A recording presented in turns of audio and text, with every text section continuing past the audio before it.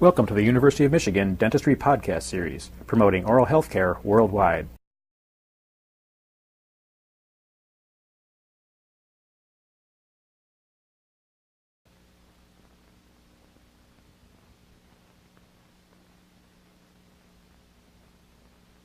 For this 45-year-old female patient, periodontal pockets will be eliminated by surgery of the soft tissue and bone. The hygienic phase of her periodontal therapy was completed 1 month ago. She is in excellent systemic health. In the maxillary left anterior region, the interproximal pockets are from 3 to 4 millimeters deep. The labial crevices are shallow, from 1 to 2 millimeters.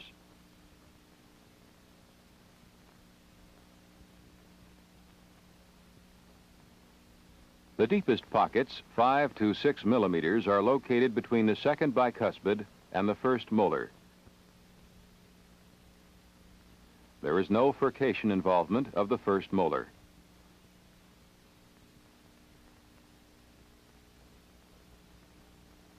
On the palatal aspect, the interproximal pockets are also 5 to 6 millimeters, while the mid-palatal pockets are 3 to 4 millimeters.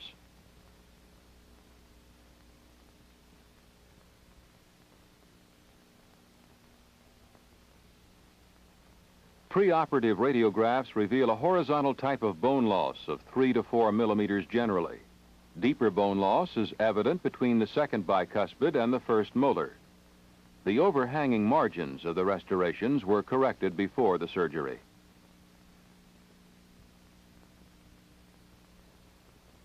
A Bard-Parker number 12B blade is used to make the initial incision, which is started about 1 millimeter from the free gingival margin.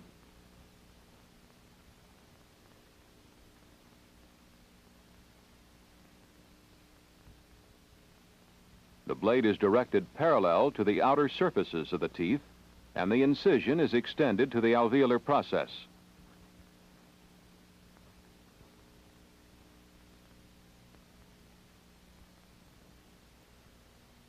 Only a part of each interdental papilla is included in the flap.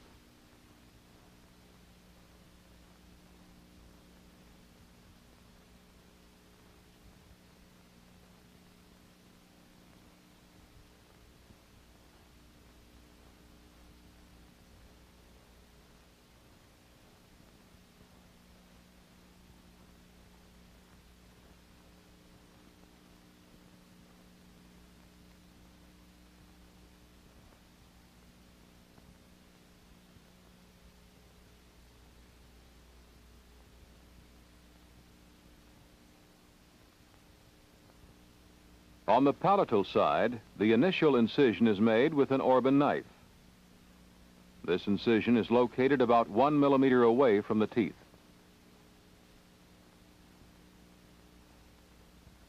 It extends directly across the papillary areas, so the interproximal bone will remain exposed following repositioning of the flaps after the surgery.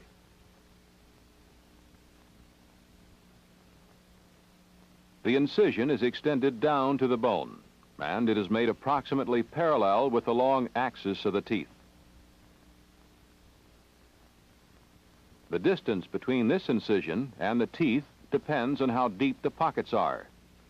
Deep pockets will require more extensive removal of gingival tissues than shallow pockets.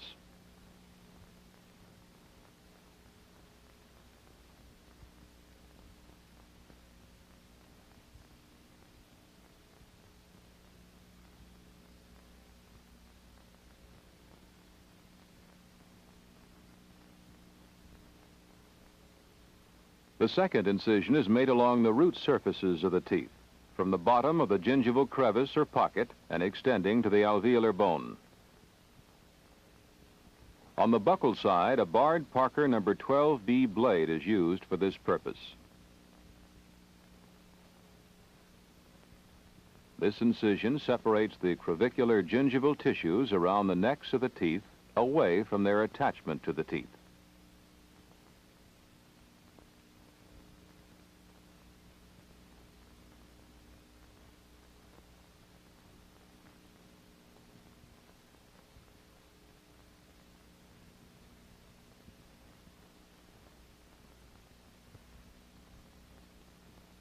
On the palatal side, a similar incision is made to release the crevicular tissues from the teeth.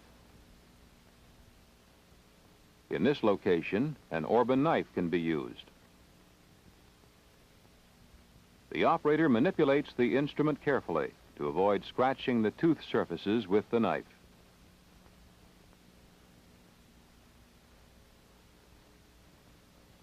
Next, a third incision is made to remove the collar of gingival tissues from their attachment to the alveolar process.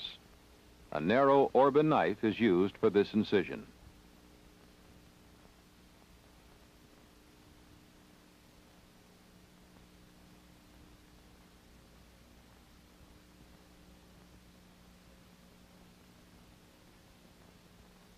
This same instrument is also used to make a similar releasing incision on the buccal side to free the crevicular tissues from the bone.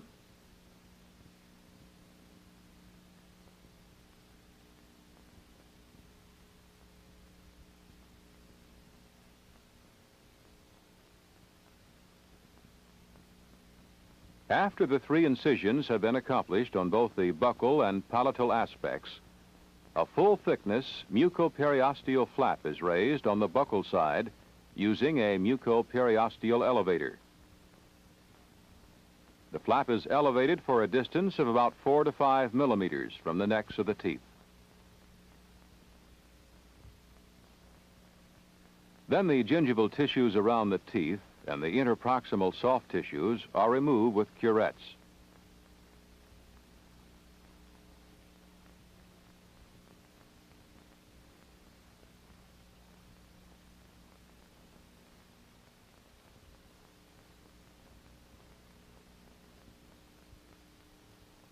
Curettes also are used to plane the root surfaces and to remove any residual tags of tissue in the area.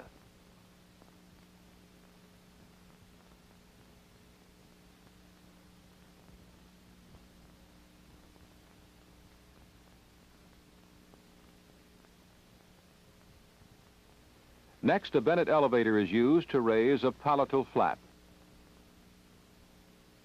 This flap is elevated for a distance of about 3 to 4 millimeters to provide access to the interproximal areas and to the alveolar process.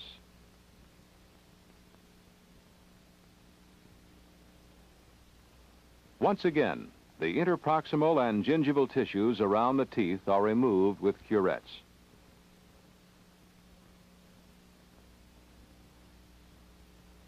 Also, planing of the root surfaces is accomplished with curettes.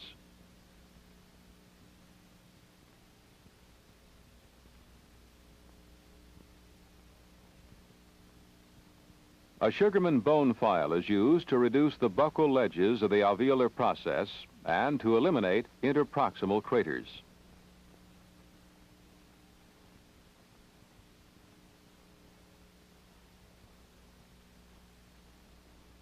An ocean bean bone chisel is an excellent instrument for any osteoplasty and/or osteectomy which may be needed. It can be used to reduce the buccal bone to the interproximal level and to create the desired contour of the alveolar process. A similar bone reduction is also done on the palatal side.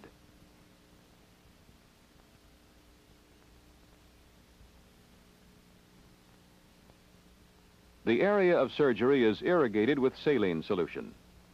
Although there is still some reverse architecture between the second bicuspid and the first molar, no attempt will be made to correct the situation completely, since it would involve exposure of the trifurcation of the molar and would also require considerable reduction of the bone which supports the bicuspid. The flaps are pressed against the bone and the teeth with sterile gauze sponges, which have been moistened with saline solution. The flaps are adapted to the surfaces of the teeth, but do not cover the interproximal areas.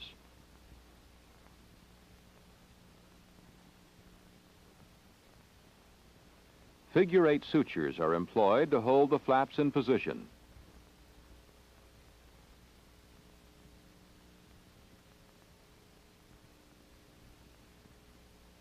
An atraumatic needle and 4/0 silk sutures are used.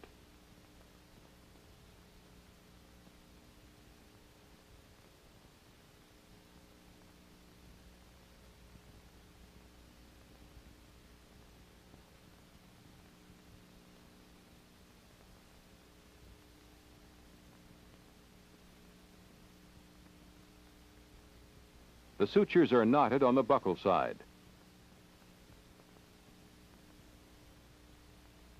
A palatal view shows the flaps adapted to the lingual surfaces of the teeth.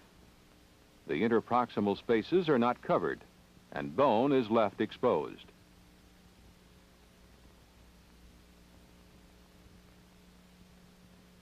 A 3% acromycin ointment is placed over the sutures and along the margins of the flap.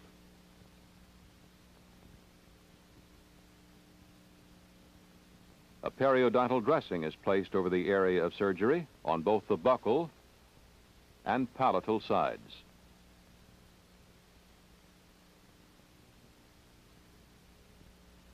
One week later, the dressing is removed.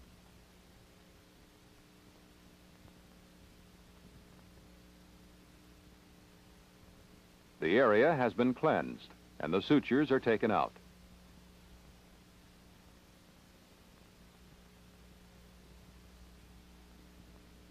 On the buccal side, healing is fairly complete.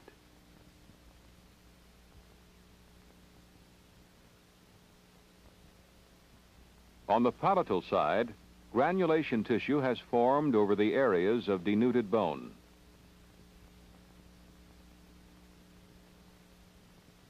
The teeth are polished with a rubber cup and pumice. Interproximally, dental tape and pumice are used. A new dressing is placed over the areas, since the interproximal healing is not complete. On the palatal aspect, the new dressing covers the granulation tissue. 6 months later, the periodontal tissues appear healthy. The gingival crevices are shallow, 1 to 2 millimeters in the anterior region.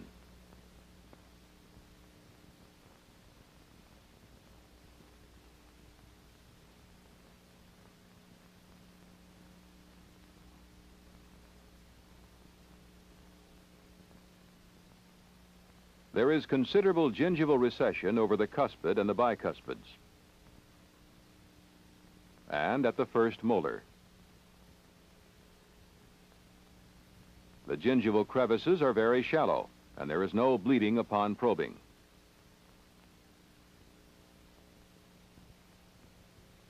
On the palatal side, the periodontal tissues appear healthy, and the gingival crevices are shallow. Also, there is recession of the gingival margins and of the interdental papillae.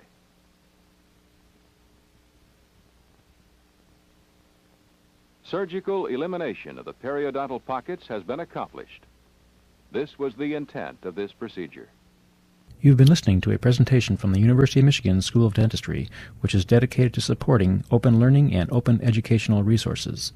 This recording is licensed under the Creative Commons. It may be reused and redistributed for nonprofit use. Please attribute materials to the University of Michigan School of Dentistry and redistribute under this same license. For more information on how this and other University of Michigan School of Dentistry recordings may be used, visit www.dent.umich.edu/license.